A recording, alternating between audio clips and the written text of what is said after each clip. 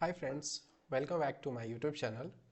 इस वीडियो में हम डिस्कस करने वाले हैं examination in chief, cross examination and re examination के पॉइंट्स। इस वीडियो में हम देखेंगे कि क्रॉस एग्जामिनेशन, री एग्जामिनेशन और एग्जामिनेशन इन चीफ का क्या मतलब होता है।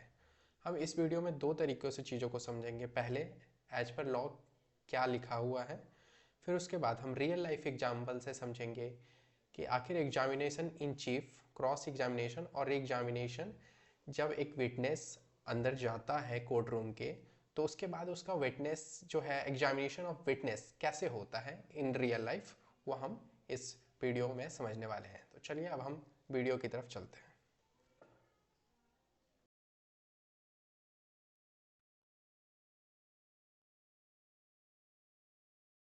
हाय फ्रेंड्स, आज के इस वीडियो में हम डिस्कस करने वाले हैं कि एग्जामिनेशन चीफ, क्रॉस एग्जामिनेशन और री एग्जामिनेशन का क्या मतलब होता है।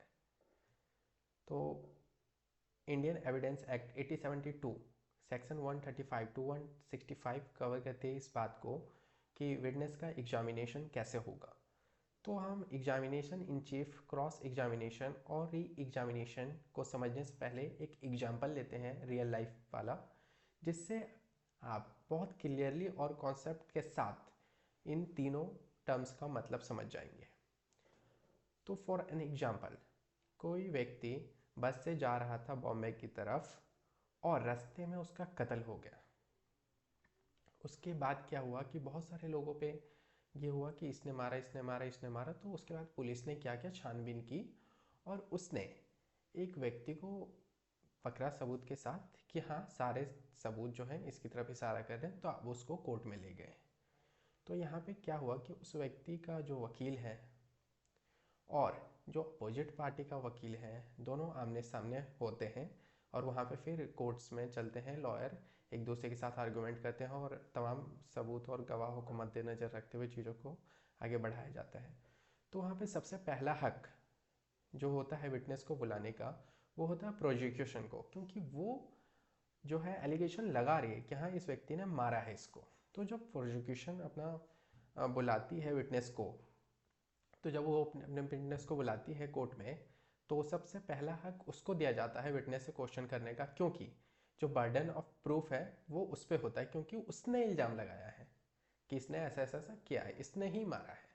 तो जो प्रोसिक्यूशन का वकील होगा, वो सबसे पहले क्वेश्चन करेगा विटनेस को बुलाकर। उसने for an example mister B को बुलाया कि आप, मिस्टर वी को उन्होंने बुलाया कि आप बताइए कि उस वक्त कत्ल हुआ था कि नहीं हुआ था। तो मिस्टर बी बोलेंगे हाँ हुआ था। तो यहाँ पर जब मिस्टर वी को बुलाया है प्रोसिक्यूशन ने, तो जो सबसे पहला हक किसका हुआ, प्रोसिक्यूशन का। तो प्रोसिक्यूशन जब यहाँ पे उनसे क्वेश्चंस कर रहे हैं, तो इस चीज़ को बोला जाता है examination in chief. Examination in chief, इस वर्ड में अगर आप देखेंगे तो ये जो ऊपर जाके है, ये अपना चीफ, चीफ चीफ जो पॉइंट है, इसका मतलब होता है सबसे पहला हक किसका है।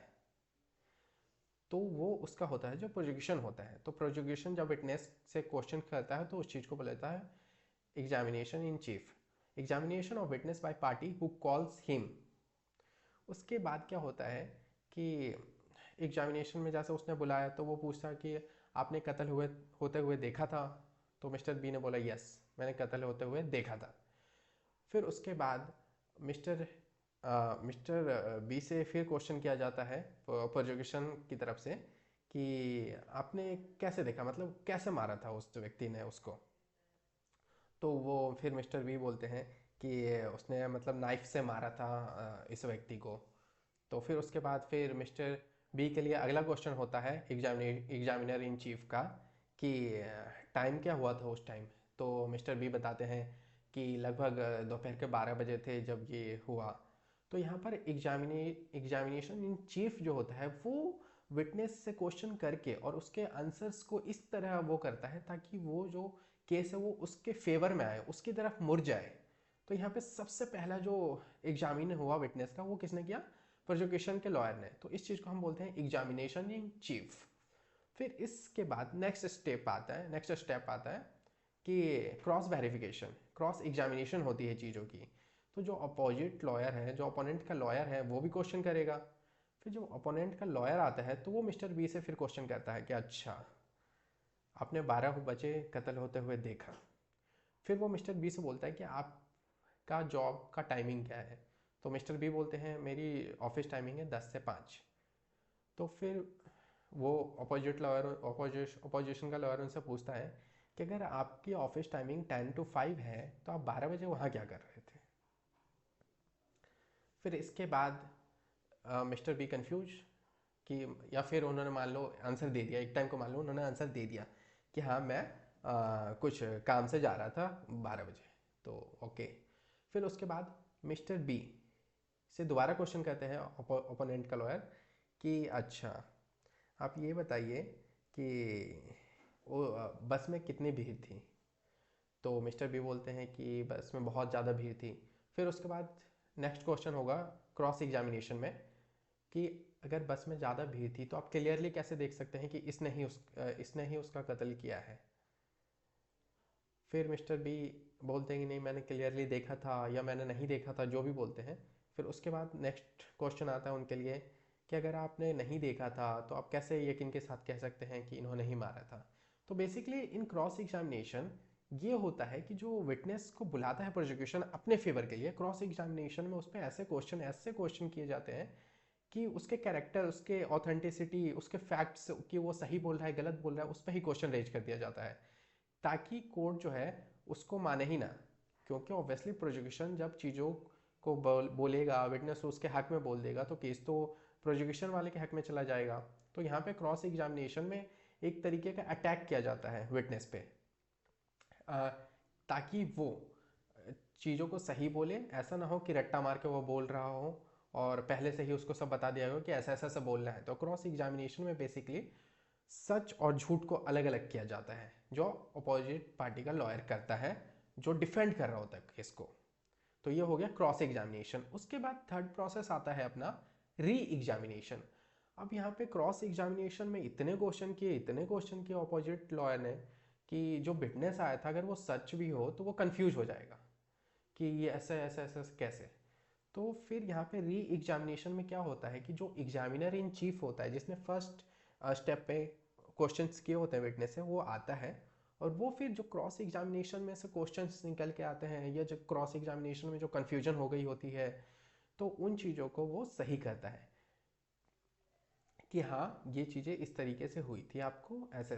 तो वो बेसिकली जो क्रॉस एग्जामिनेशन में कुछ भी नया फैक्ट निकल के आ गया या क्रॉस एग्जामिनेशन में कुछ ऐसा पॉइंट हुआ जिससे वो कंफ्यूज हो गया हो, तो उसको बेसिकली जो लॉयर है वो अपने फेवर में लाता है।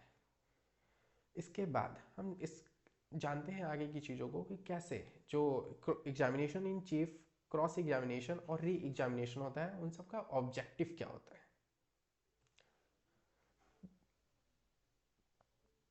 जैसे यहाँ पे अगर हम देखें ऑब्जेक्टिव, तो एग्जामिनेशन इन चीफ, जो एग्जामिनेशन इन चीफ बेसिकली होता है यहाँ पे, तो सबसे पहला क्वेश्चन कौन करता है, ये फर्स्ट स्टेप पे ये क्वेश्चन करता है। फर्स्ट स्टेप पे ये क्वेश्चन करता है कि हाँ बताइए क्या क्या चीज़ें आपने देखी। तो यहाँ पे basically competent of fitness check किया जाता है कि फिटनेस कॉम्पिटेंट है भी कि नहीं, वो साउंड माइंड है भी कि नहीं। उसके बाद अंडरस्टैंड द फैक्ट का मतलब होता है कि जो विटनेस है जिसको बुलाया गया है वो चीज़ों को सही से समझ भी पा रहा है कि नहीं, उसने उसको फैक्ट भी पता है कि नहीं केस के बारे में। फिर यहाँ पे एडमिसिबिलिटी ऑफ एविडेंस, यहाँ पे जैसे कि यहाँ पे पूछा कि आपने कत्ल होते हुए देखा था तो किस चीज़ से कत्ल हुआ। तो अगर यहाँ पे ये बोलता है कि जैसे गन से कत्ल हो गया, ठीक है, लेकिन एविडेंस जो जमा किया होता है कोर्ट के पास उसमें होता है कि नाइफ से कत्ल हुआ है। तो ये तो एक दूसरे के अपोजिट हो गए बिल्कुल। तो यहाँ पे क्या होगा कि इस विटनेस को, इस विटनेस पे ही क्वेश्चन खड़े कर दिए जाएंगे कि यार ये विटनेस को तो फैक्ट ही नहीं पता है, इस ये जो बता रहा है वो तो एविडेंस ही हम नहीं ले सकते, तो इस विटनेस को नहीं माना जाएगा। लेकिन मान लो इसने बोल दिया कि हाँ जो कत्ल हुआ है वो नाइफ से हुआ है और एविडेंस भी पहले से जमा हुआ नाइफ का और ये भी नाइफ है, तो मतलब कहीं ना कहीं चीज़ें एक दूसरे से मैच कर रही हैं। तो उस चीज़ को फिर आगे लेके हम बढ़ते हैं। अब क्रॉस एग्जामिनेशन में क्या होता है कि जैसे मैंने अभी आपको पहले ही बताया कि ऑथेंटिसिटी चेक की जाती है विटनेस की, कि हाँ विटनेस जो बोल रहा है वो सही बोल रहा है कि नहीं, ऐसा तो नहीं कहीं वो रट के चीज़ें यहाँ बोल रहा हो। तो उस चीज़ को यहाँ पे क्लियर करते हैं ऑपोजिट का लॉयर। फिर उसके बाद नेक्स्ट ऑब्जेक्टिव क्या होता है, एक्सपोज। बेसिकली ये फर्स्ट से मिलता जुलता ही है कि जैसे कि अपोजिट का लॉयर यही चाहेगा कि उसको एक्सपोज कर दिया जाए, उसके कैरेक्टर पे ही क्वेश्चन खड़ा कर दिया जाए कि नहीं आप तो इसको विटनेस मान ही नहीं सकते हो, ताकि उसके फेवर में वो चीज़ें घूम के आ जाए। फिर इन दोनों स्टेप के बाद जो एग्जामिनेशन इन चीफ होता है,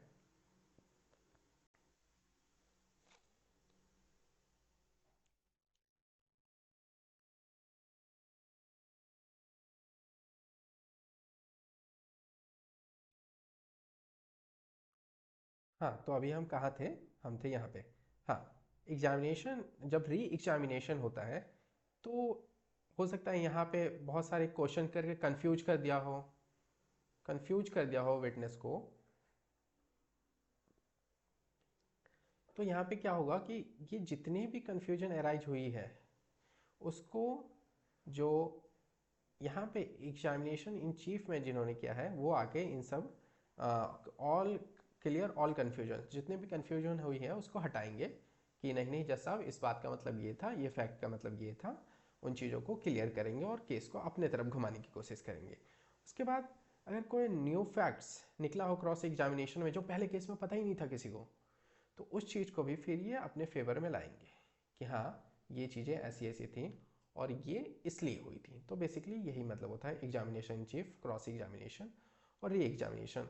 इन वन पॉइंट अगर हम बात करें तो क्या होता है कि जैसे यहाँ पे फर्स्ट स्टेप जो होता है, फर्स्ट स्टेप तो वो होता है अपना एग्जामिनेशन इन चीफ।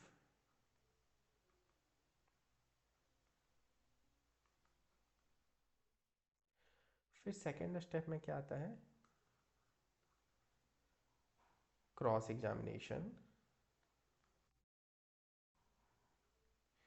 फिर थर्ड स्टेप में क्या आता है, री एग्जामिनेशन। तो इस तरीके से आप चीज़ को याद कर सकते हैं क्या, पहले एग्जामिनेशन इन चीफ होता है जिसको विटनेस को बुलाया जाता है, तो जो विटनेस को बुलाता है वो उससे क्वेश्चंस करता है।